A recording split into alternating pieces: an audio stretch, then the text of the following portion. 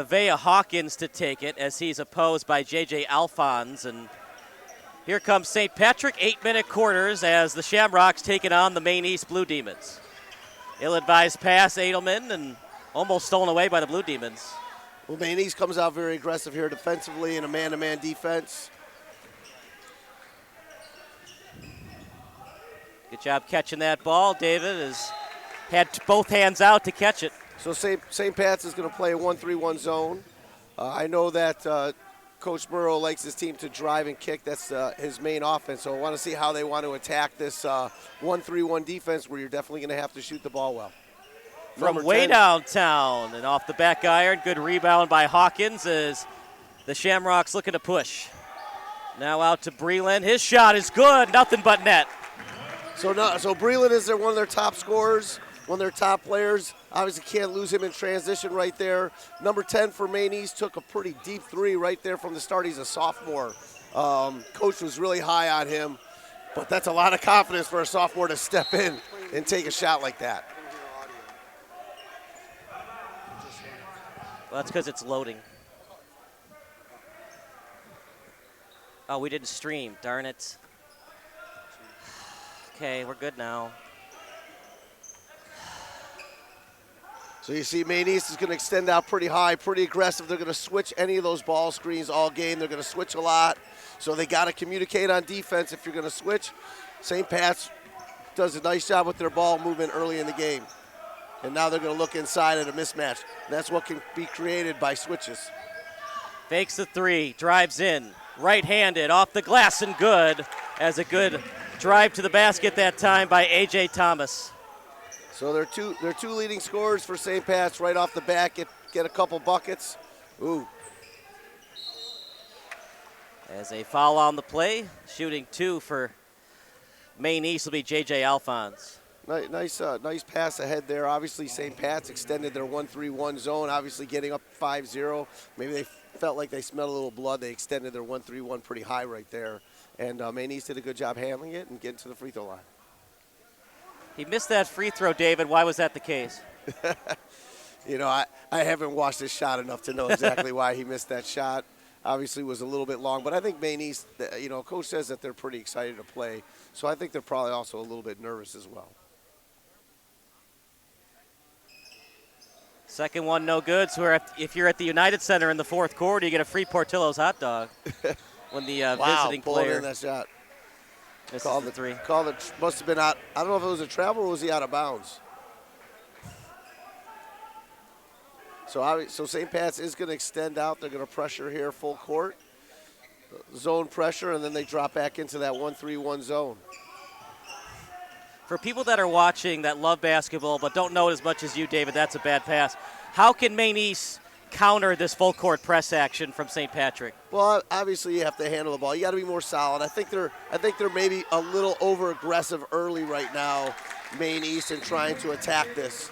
And instead of just being solid and kind of breaking it down and getting a little feel for it. So I think the start is to get a little feel for it by making some simple plays rather than getting pushed. Right now St. Patrick is kind of pushing Maine East to play faster than maybe it needs to be against this zone. So we'll stick with the action. 5:49 remaining in the first quarter. Kyle Smith alongside Dave Edelman. Now, did your car start entirely today, or did you have to get a jump in this negative 10-degree weather? No, I was fine. My car is great.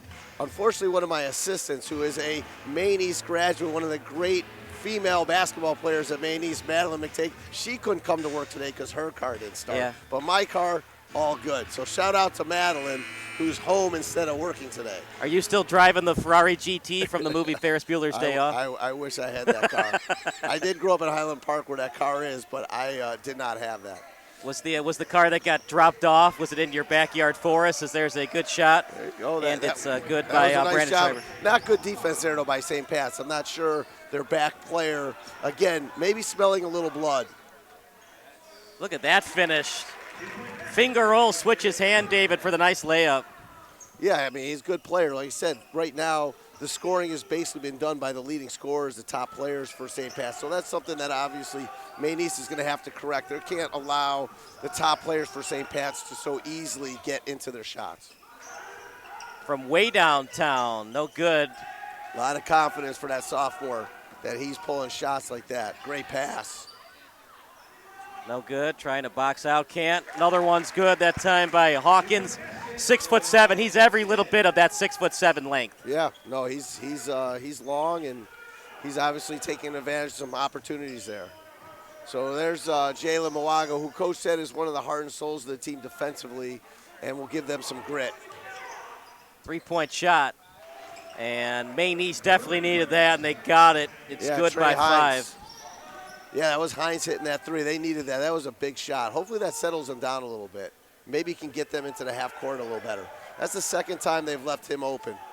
So again, big thing, when you switch a lot, you really have to communicate. Did you like that transition 3 there, or would you like them to slow it down? I think they're sped up a little bit too much. I don't think they want to necessarily get into just a speed game like that right now. For St. Patrick's, for St. Pat's to play defense a little longer in that zone. Pump fake, the 3, no. And good job boxing out, getting the rebound by 1 in That's their Tristan leading Walton. scorer, Tristan Walton, who we haven't seen even shoot the ball yet. You know, Tristan Walton, who's their leading scorer, hasn't even been involved in the game, and that's what I mean by Maine East right now. Love to see them just slow down a little bit. Just try to get a feel for what this zone off defense looks like. You know, get a little feel for it, almost like a jab as a puncher, before you just start attacking right away. And then, you know, once you kind of get a good feel for it, a lot of times when you play a 1-3-1, you can really beat it up once you kind of really get a feel for where the holes are. Stolen away by St. Pat's, trying to split through the D, instead slowing it down. Almost lost his dribble. And a bounce pass on the right wing. Back out to top, they swing it out left. Left-handed move, open 3. In and out. Maine East can't box out. Second chance basket. Good job rebounding by St. Pat's, David, but not great boxing out action by Maine East. No, like I said, right now, the leading scorers for their team are doing a lot of the scoring. They got 9 of their 13 points, and there now it's 11 of their 15 points. So they're going to have to do a better job against those top players on the team. Well, Maine East has already called a timeout, partner. When do they consider calling another one now that they're down 10? No, obviously he's hoping that they can survive here through this first quarter.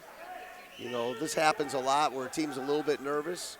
Like I said, I think that they've been really negatively impacted by this zone.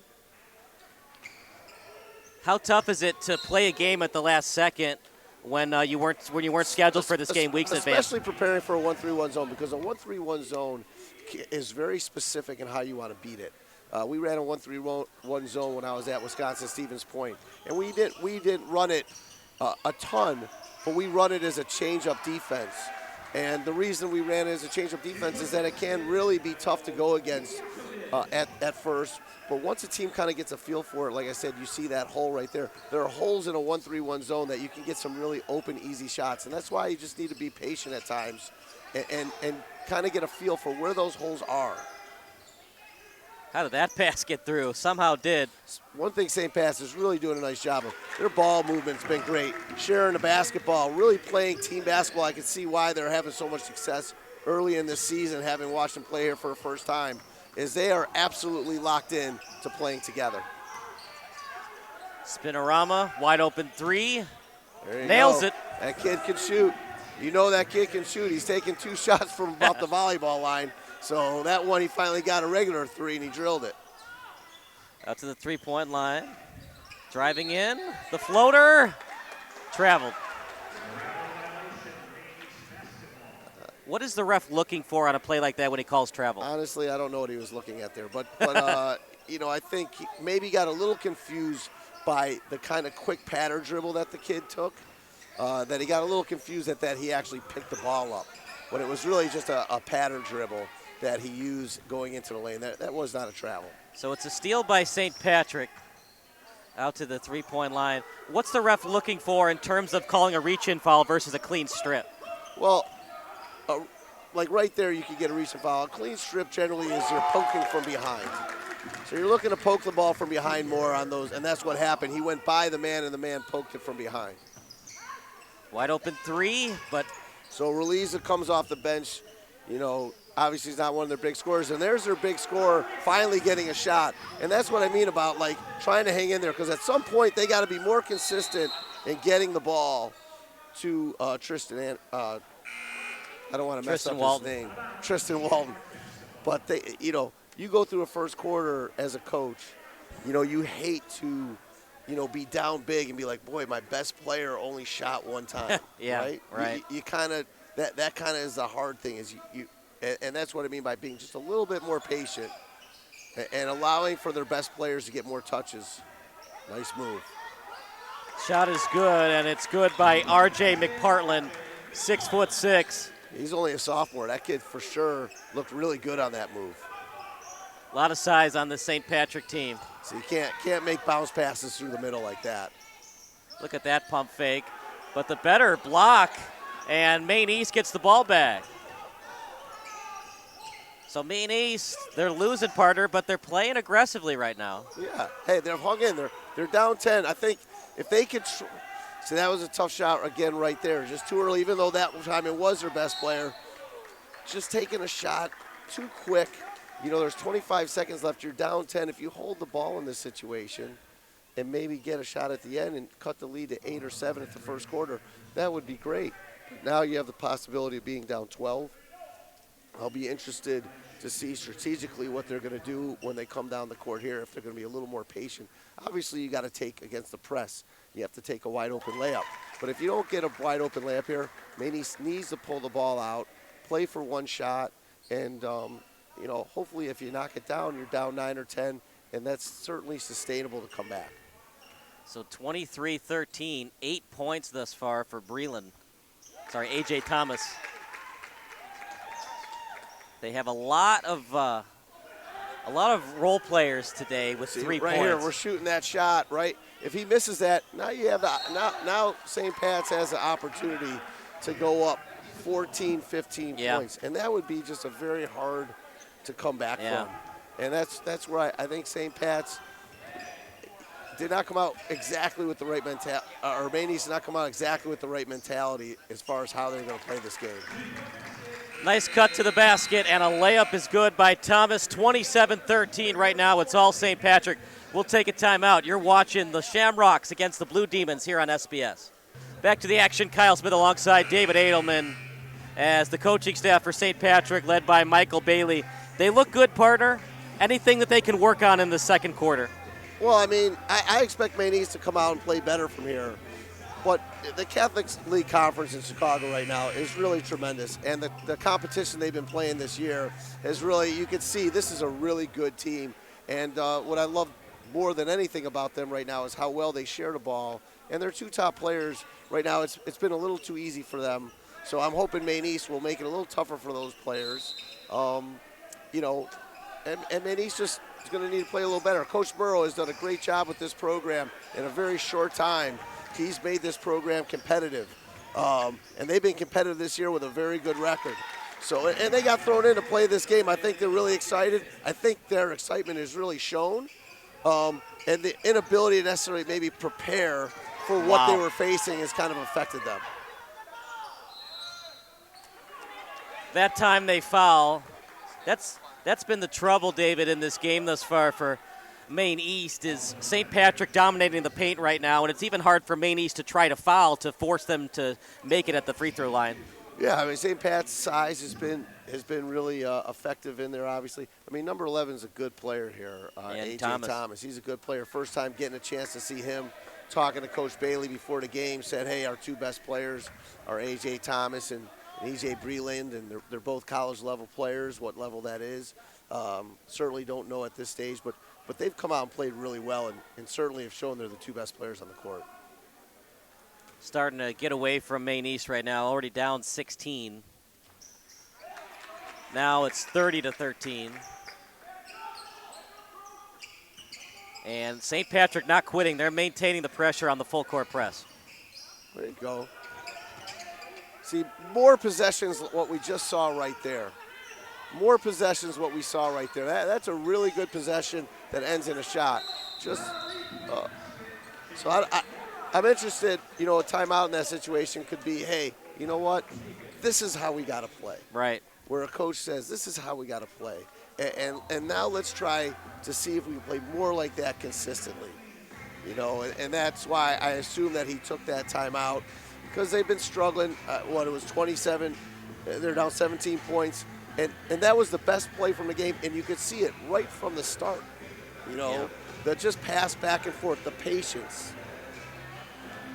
They look good on that possession, but can they be consistent with it? That's the question going forward. Yeah, I haven't seen them play enough this year to know how they play consistently. And like I said, they weren't able to prepare for this game because they just decided to play this game late last night. So you didn't get the practice time. And like I said, a 1-3-1 zone and a press like this is very specific in how you're going to play against it. And like I said, what they just did right there, just patience back and forth, not having to think they got to beat it right away. And then eventually they made all the right plays. And like I said, a 1-3-1, there are holes to defeat it. And then you got to make the shots and make the plays. Yeah. And right there was a great job by them. Hopefully they can be a little more consistent there. And then it also starts with, hey, they can't set up in that press if you stop them, right? They haven't stopped them at all. Right. So that's the next step is, all right, can we play some defense and get some stops? It looks like they're going to go to the same defense here. So now we're looking at the same defense, which obviously Coach Burrow learned this under Coach Bailey. Stolen away, Maine East 2-on-2 now. Tries to kick it out to the three-point line and does. The triple. And no good.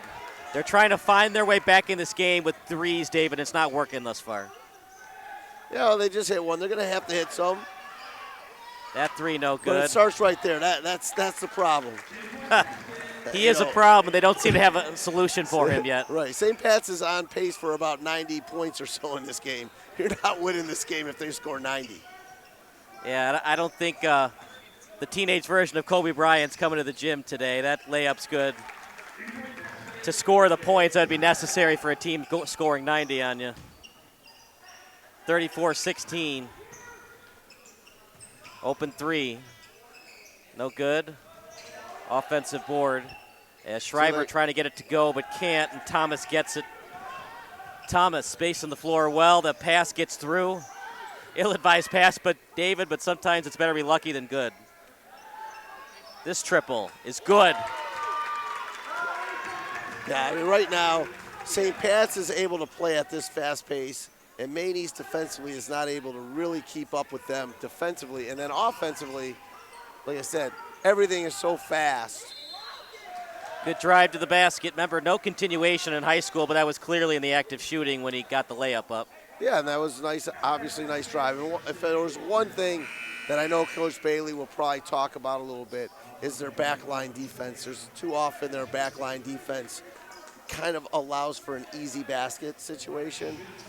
You know, when you pressure up like they are, you know that you're going to give up some open shots and some open threes. What you want to do is you want your backline of defense to be a backline of defense as best as possible. So right there, if you're going to foul them, don't let them make the basket. When does Maine East decide to use a full court press to try to get back in this game? You know, I think if second half you might see some of that, or if they're able to kind of get back into the game a little bit, maybe they'll pick up a little bit more. But I think they're just going to pressure in the half court. You know, you see St. Pat's isn't pulling the ball out and forcing them to have to, you know, press at this stage either. That would kind of push their hand if St. Pat's decided to play more a slower tempo. Mid-range jumper good by Walton. Yeah, Walton's starting to heat up there. He's got probably 8 now. But this is a problem. They're just not defending well enough at the basket. How do they try to kick these 6'6" and 6'7" power forwards and center out of the lane so they're not rebounding offensively? Well, it starts with keeping the guards out of the lane, you know, because the guards are coming in, so the natural help is what's allowing those guys to be open right now. Shot is good. He's got a nice touch for a 6'6" guy. Yeah, he shoots that ball over top of his head right there, but he's knocking it down nice and straight. See if he has the Dirk touch on this shot, and he does.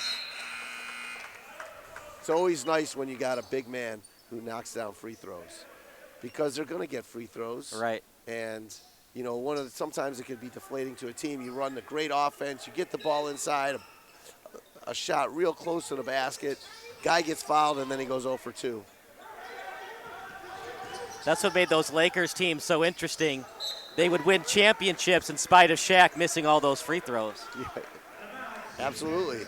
That's like I said, there's situations where the best play on your team is to get it to your big guy, but then at the end of the game, if that best play results in him shooting free throws, right, then it doesn't become the best play anymore. And that's why Shaq needed a player like Kobe or Dwayne Wade, because at the end of the game, the best play wasn't necessarily throwing the ball to Shaq any longer. Makes basketball so interesting, right? That's why Steve Nash and Stephen Curry, not only do they have value shooting the ball as that three-pointer's good by Cooper Cavanaugh, but they're so valuable down the stretch with that 90+% free throw shooting. Yep. You know, St. Pat's got a pretty young team here as well. You know, a lot of juniors and some sophomores on this team. A young team. This team's going to be very good for a few years.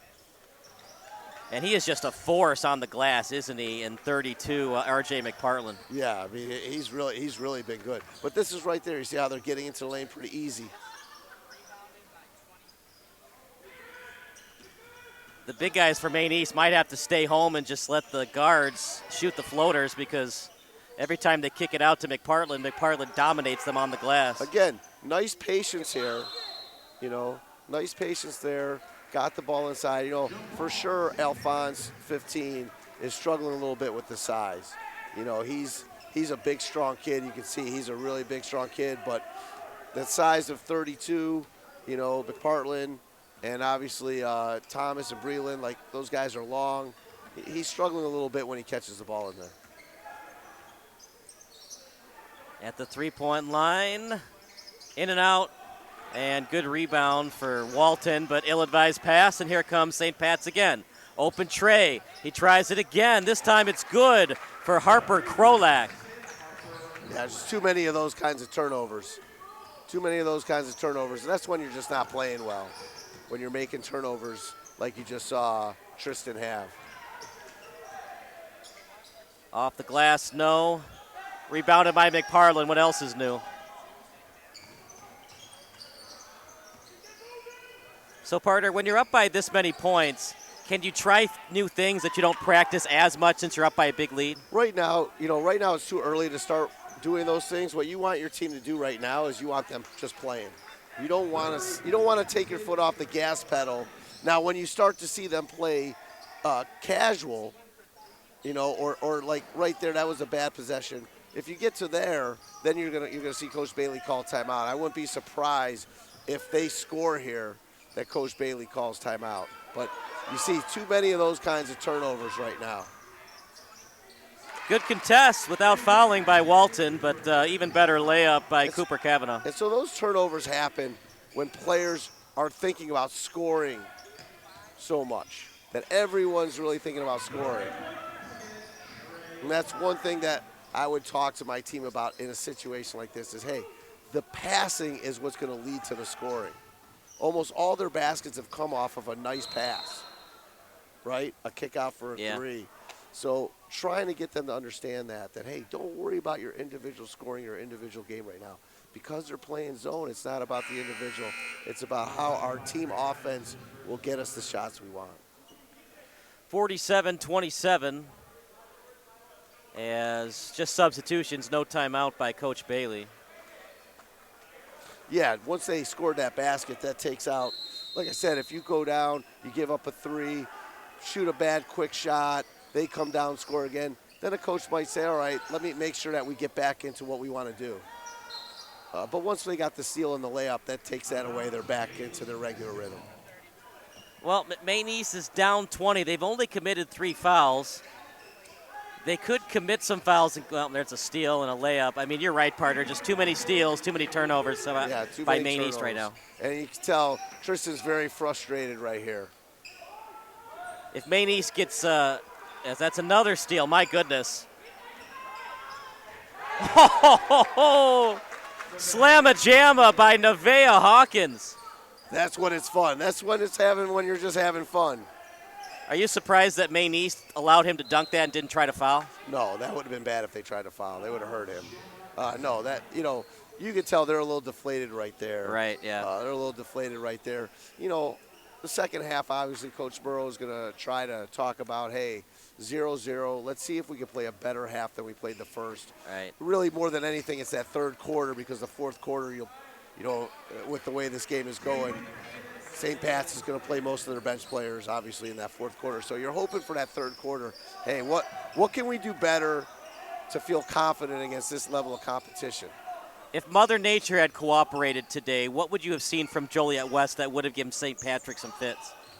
I wish I could answer that question for you, Kyle. I haven't seen Joliet West play. Unfortunately, I'm not covering high school basketball on the regular. I'm running my Play Hard Hoops basketball program, working with young kids. But it's exciting to come out here and watch high school basketball. The game before this was a really exciting game you got a chance to watch. What are some of your best success stories at Play Hard Hoops at the high school and college level? Well, Jackson Davis, who's a freshman at Warren, that's a star player right now. He did some Play Hard Hoops when he was a young kid. And, out here in the city, there was a kid named A.J. Ramsa and Sam Maniscalco. Sam Maniscalco played at St. Pat's. They did Play Hard Hoops at one time. So, we've had a lot of kids that have gone on and done some nice things in basketball. Pretty cool that Corey Maggette went to Fenwick. Yeah, I remember those teams. We actually recruited a kid from Fenwick named Chris Williams to Loyola when I coached there. My goodness. Just dominating the glass. They get the board and the layup. 58-32. It's just tough sledding for Maine East when you're going up against a 1-3-1 with no practice time to get ready for it. Yeah, I think that part, the coach will be okay with. That's something, that's a good learning experience. The defense, giving up 58 points, you can't survive giving up 58 points. Even when you play against a better team, you have to find a way defensively. And that's what I'm sure he'll focus on a lot, after this game is, all right, we've got to become a better defensive team. We'll take a break for 5 minutes. We've got Stat Crew, so we'll look at the Stat Crew stats of what we've got for you. But right now, 58-32 lead in favor of St. Patrick here on SBS. Good afternoon, everybody. I'm Kyle Smith alongside David Edelman. 26-point lead for St. Patrick's, and one of the reasons for that, partner, not a great game from Walton. He committed 6 turnovers in that first half. Yeah, and certainly, that's not all on Tristan. The entire team, I think, tried to play maybe a little too fast against the zone. Playing against, obviously a really good team as well. But the turnovers just absolutely, is the reason why, instead of maybe being down 10 or having an opportunity to be still in this game, that we're looking at the score 26 points. One of the good things for Maine East, there weren't many, but there were some. They didn't foul a lot. Now they're down by a lot. Do they consider fouling more and making St. Patrick earn it at the charity stripe? Well, I think Coach Merle for sure is talking about, and that's why number 4 is in here starting. He wants them competitive here. They got to be more competitive than they were in the first half, and that does start with not just giving up easy layups. I give up 58 points in the first half and only foul 3 times. I'm pretty upset because that speaks to your aggression. Yeah. It speaks to your aggression on defense. It's one thing to get beat. It's another thing to get beat because you're not competing hard enough. Right. So they're going to compete harder. You can see in that first possession they competed harder right from the start. And it'll be interesting, does St. Patrick's keep up the pressure? Right. And as good as St. Patrick is. Nice pass. Yeah, it was. This isn't the Chicago Bulls at the free throw line. See what they can do. If they make both of their shots, then they made both of their shots. But you're right, giving up 58 points and only 3 fouls. This is now the game for Coach Murrow. This is now the game, and you say they did foul in this situation. Right. But this is now the game from the third quarter, because the first half obviously was a disaster. So what he's saying is, okay, this third quarter, let's see how we could play this team. Let's see if we're a different team. Let's see with some adjustments our talk, because the fourth quarter, like I said, unless they do really bring the score down, the fourth quarter you're going to be looking at the running clock, the backups in. Yeah. And so now you're not going to get a real relative understanding of how you played against them. So this quarter and this part of the game is really important to coach. Missed that free throw. 59-34. on pace for 116 points is St. Patrick. Bounce pass in the lane. Tough shot. No Even good. though they didn't score on that shot, that was the kind of possession really needed to see more in the first half. You know, the pass back and forth, much better offensive possession. They fouled. They're forced them to make him at the charity stripe, something that Maine East didn't do a lot of in the first half. Yeah, they're still struggling to handle the speed with which St. Patrick moves the basketball. And so they're getting into the lane pretty easily.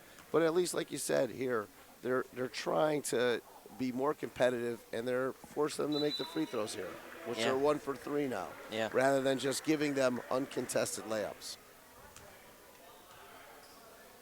What do you think's going to win that Steelers-Bills game today in the, 68 inches of snow in Buffalo they got? You know, I would probably take Buffalo, but I do think the Steelers are going to cover the spread.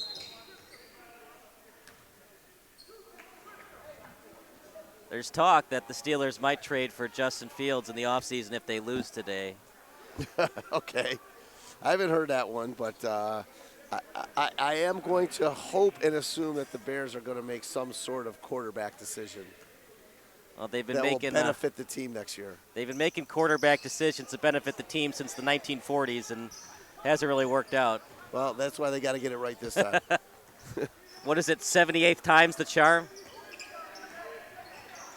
Good job keeping that basketball in bounds. Another steal, but really, Parter, that was an excellent play by Hawkins. Yeah, and right there again, he's hustling for that steal, and that's what I mean. Those are the shots that we don't need that shot. Great defense, great job by Jalen to get that steal. Let's run our offense. Let's see if we run our offense, if we can consistently get a good shot. You know, we've talked a lot about the size on the St. Patrick team. We talked about McPartland, and we haven't talked a lot about the bench players. And Casper Coel at 6'7", now Caleb Vadekis in the game at 6'5". Open man in the lane, layup no good. Just nothing's falling right now for the Blue Demons. Yeah, good job though. You know, again, good possession right there. Good pass by Tristan. How can Maine East combat some of this size from St. Patrick? Just what you saw right there. You know, they did a nice job pressuring. You know, but a lot of it, you know, so much of their defense has been in transition where they can't get their defense set. So certainly Coach Murrow would have liked to seen their defense go against them in a more set position. They certainly would have had more success. There it is. Great job using the ball fake there. And it is a basket good for J.J. Alphonse. And there Tristan did a nice job. He held the ball strong, waited for the pass to present itself. No need to shoot the three. St. Pat's can run some clock here if they want to. Well, like I said, right now they're still playing. You know, they're just playing. He's not really trying to slow the game down. They just want to keep playing. You know, but the one thing they've done the entire game, this team is playing together, St. Pat's. I see why this team is tough, you know. Out of bounds. And you're seeing a better job in this half, though, of Maine East looking to make the right passes. I think the mentality is much better here in the second half than what we saw early in the game. But St. Pat's, offensively, really impressed with them, really impressed with how they share the basketball. Every player is involved in the game.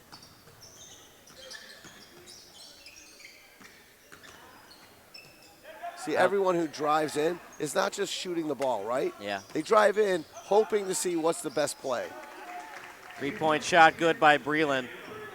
Breland's one of their best players, Partner. They don't really need to use him, though, because Hawkins and Thomas is so good today. Yeah, they haven't needed him to do a ton, but he's had a pretty good game. He's got 13 points, I believe. Yeah, 14 for Thomas, 13 for Breland. Hawkins' day, he's on the bench. His day is most likely over. Oh, I don't know. Possibly. Yep, they're going to put him back in he's for coming one in. more. Usually you'll go through 3 quarters in this situation.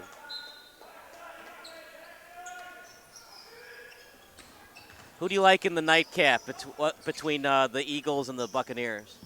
I don't like anyone. who do I think wins the game? Certainly Philadelphia, obviously.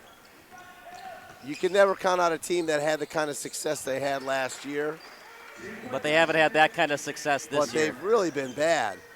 And I like Tampa Bay the way Tampa Bay's played down the stretch. So if I was, I guess, had to put money on the game, I probably would put it on the Buccaneers.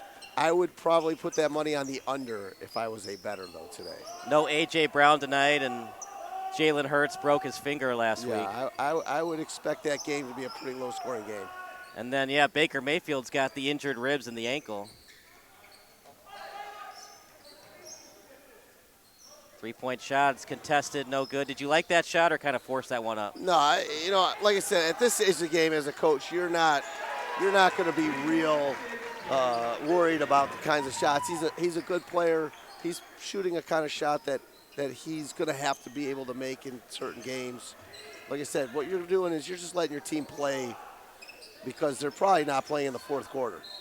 So let these guys play, get their shots. As you can see, the coaches are pretty relaxed there on the bench right now. While Coach Burrow is pacing and you can see the frustration. Yeah. You can see St. Pat's coach are pretty relaxed at the moment. That's what happens in a game like this. Turning the ball over or turning the puck over, whatever sport you want to talk about, it just usually doesn't lead to victories. The stat on Saturday, about the Cleveland Browns being the first team in 20 years to make the postseason after leading the NFL in turnovers. I mean, that pretty much tells you in sports, you turn the ball over, you're not going to win games. Maine East turned the ball over, one of the reasons they're getting blown out right now. And defense, you got to play great defense. Defense gives you a chance. Defense gives you a chance to win. So obviously, we talked about early number 10, Schreiber, who's a sophomore. Coach was really high on him. Comes out, shoots a couple deep threes early in the game. You get sense, today is a learning experience day for him as a sophomore. Right there, Nevaeh Hawkins just took him to school down low, and that's what you're hoping for your young players. Maine East has a lot of young players as well on this team. A kid who's really impressed me, kind of unsung, is a really good player, is this 24, Harper Krolik.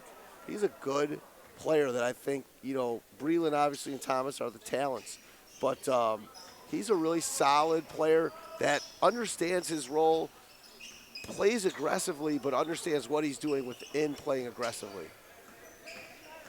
See right there, but now not a good pass, but I like what he was looking for.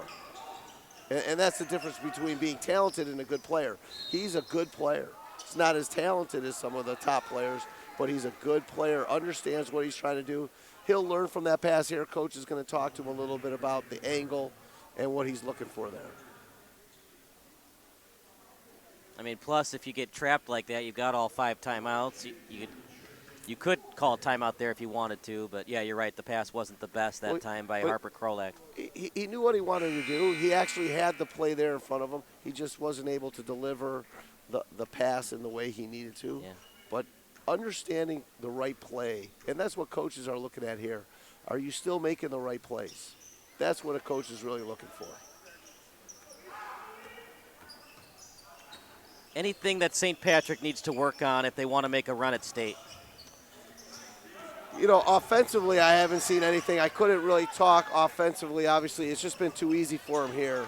Defensively, sometimes their back line on the defense. Defensively, I think they're not aggressive enough at the end of the play at times. Give up some layups.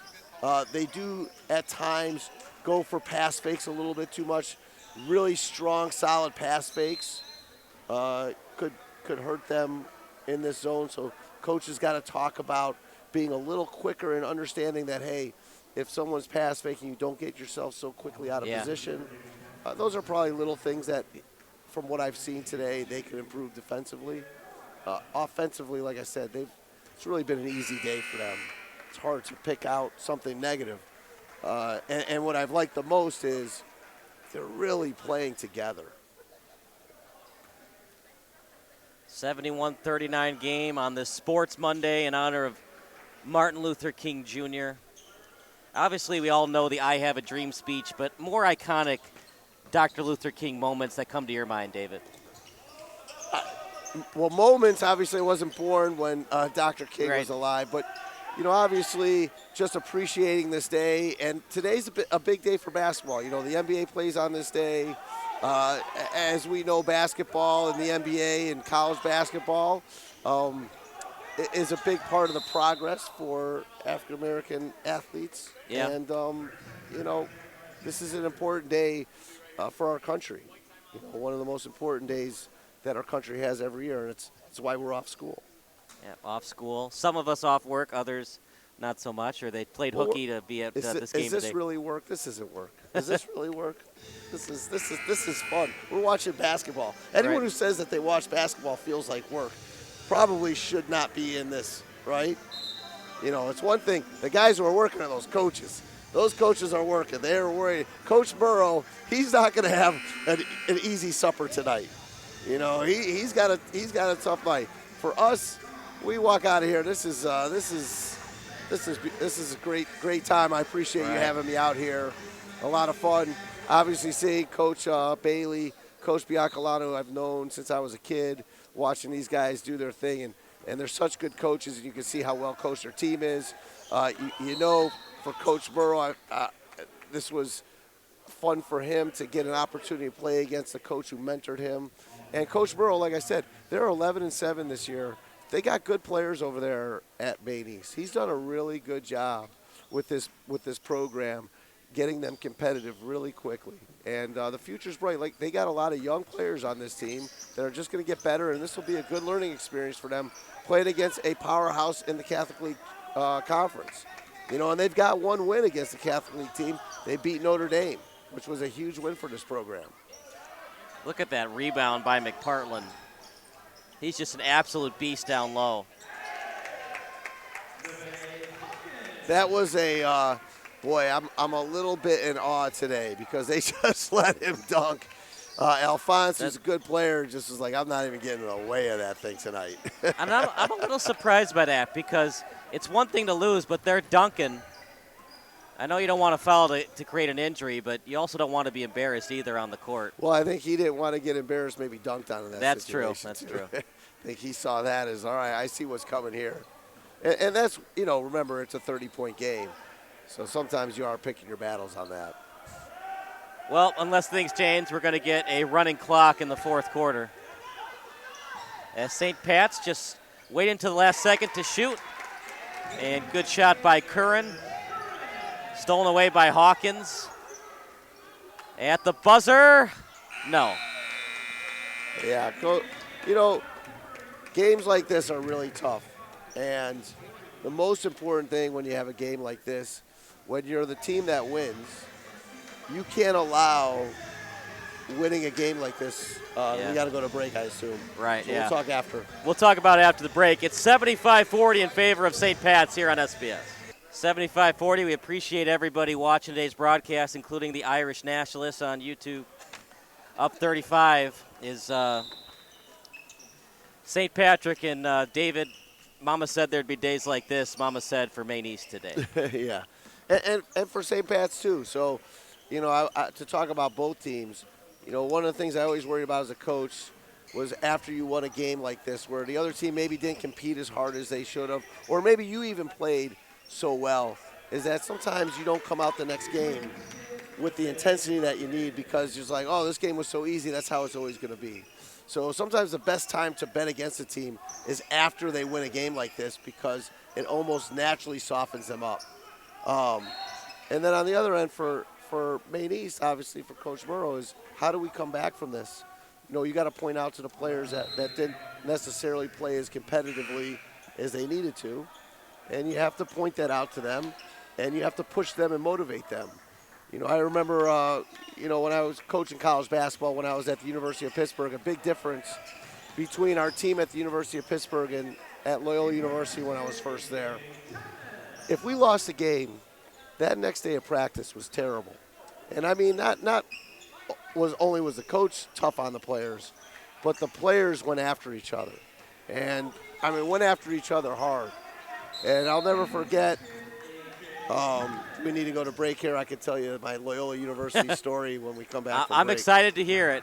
It's 81-40. It's all over but the crying. St. Pat's dominating today against Maine East. 81-40. All right, David, I'm excited to hear about your Loyola University Chicago story. You know what? It's a long time ago, obviously. I coached at Loyola from 94 to 98 with the late Ken Burmeister, who was an assistant at the Paul, recruited Tom Kleinschmidt, was a great coach. And, you know, we were rebuilding the program in our third year there. We started the season 5-0. And a lot of people were really excited. The city was even excited. And we went out to California and just played an awful game where we were uncompetitive against Cal State Fullerton. And when you watch the video of the game, it wasn't that, oh, Cal State Fullerton was so good and, you know, we just had an off night. We did not come out ready to play. We didn't come out ready to compete and play hard. Our kids got full of themselves from a 5-0 start. And, you know, Coach pointed this out through the tape, kind of showed them where they didn't play competitively. And we had a practice that was like almost like worse than regular practices. The kids did not go after each other. They acted almost like the loss was, oh, hey, it's only one game. Yeah, you guys were like, we've only won 13 games in 2 years, and I know you're 5-1, but it's not just one game. You have to play every game. And our coach asked me afterwards, and because of my experience at Pitt, I said, I think we're in trouble. Because I know when I was at Pitt, if we had lost a game, especially to a team the kids felt they were better than, the next day of practice would be guys really going after each other. And, you know, that's what Coach Murrow is going to want to see when he watches his team. Like, okay, so you had a game that didn't go well for you. You didn't play tough enough. We didn't do this enough. All right, how are we coming back from that? Are we going to let this be who we are, or are we going to say this can't happen again? And that's what really good teams and teams that are going to get there and win it late in the season are going to do. I guess my question to you is, when do you have the cliched, okay, we're going to run and do sprints after practice, or do you have the Belichick, we're on to Cincinnati mentality? It's not about running. It's about correcting what you did poorly. And obviously, you know, some of the bad passing, some of the bad shots, some of the bad defense, all that is stuff you do in drills, and all those are things that you're working on, right? But you have to start with how competitive you were. Did you play tough enough? Yeah. You know, did you play together enough? And that's where you start. And once you get that part right, as long as you have that right every night, you give yourself a chance. That's a tough call right there. Down by 39 points. Hey, man, a foul is a foul. I would have called the block on that I anyway. probably would have, too. Looked like he was inside the paint, inside the restricted area, too. Well, there's no restricted area. Oh, that's right. I'm sorry. Too many NBA games for me. I should stop watching the NBA, too. The Bulls keep breaking my heart.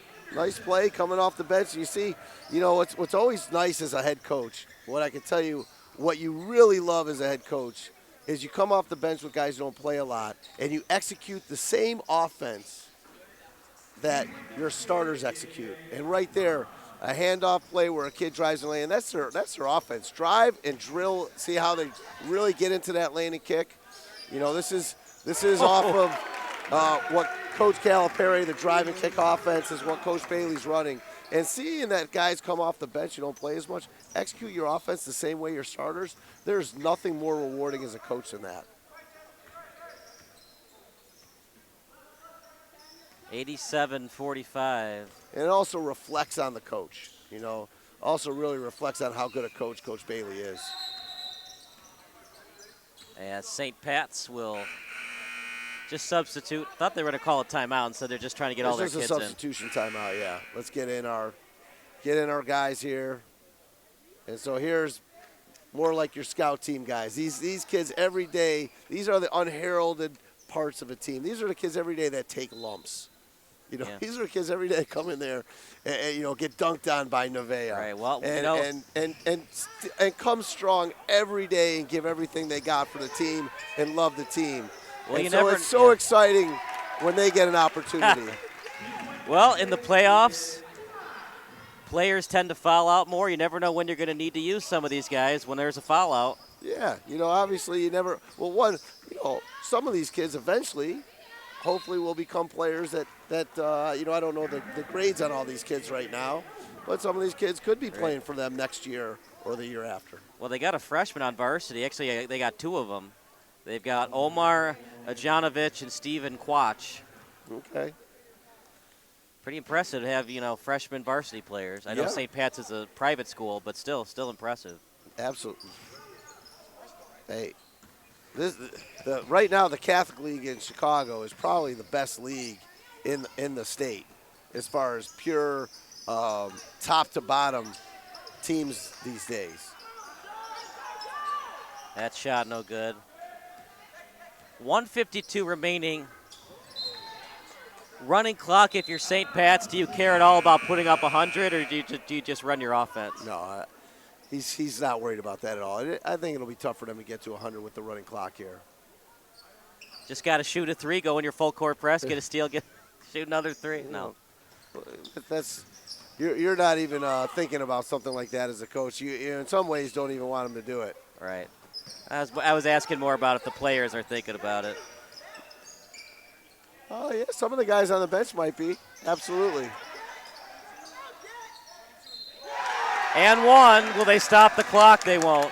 But that's what's exciting, is watching a kid who battles every day with everything he's got against much more talented players, obviously. And then goes out there and makes a play himself. It's one of the best feelings, as a program when that happens. So don't go anywhere. The post-game show brought to you by Sports Broadcast Solutions. Dave, thanks so much for joining our booth today.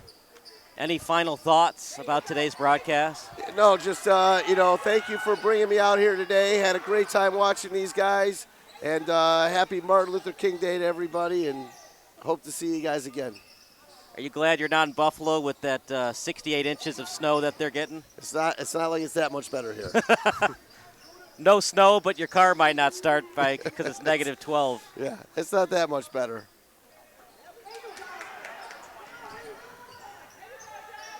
That shot's good. They got close to 100, but no free Big Macs. Just like a United Center, the Bulls got to score 100 for you to get that free Big Mac. I think this is it right here. Get that last shot so our stat crew can add one more thing. You got to add one more statistic to the statistics sheet. 94-48. As Stacey King says, beep, beep, get home safe. Thanks so much, David, for our excellent crew. That does it for our play-by-play broadcast. Post-game show coming up next here on SBS.